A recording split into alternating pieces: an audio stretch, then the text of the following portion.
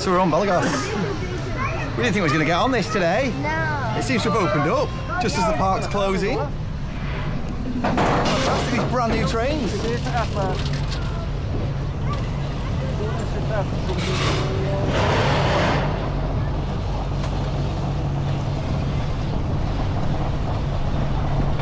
the only upside down ride in the park. Yeah, it's the only part with the only ride, the new version.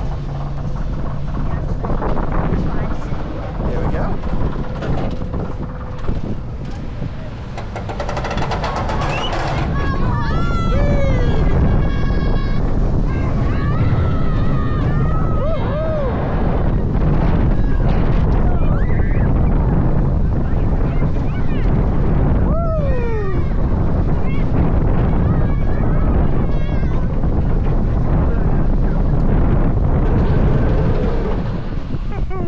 How do you find that? That was a nice little ride. I would have liked to have ridden it before. I bet it'd been quite rough. I got bashed on my shoulders quite a bit, but the lap bars were good, weren't they? Yeah. Quite comfortable. Oh, yeah, I'm glad we got to ride that. Yeah. Best ride of the day? Cool.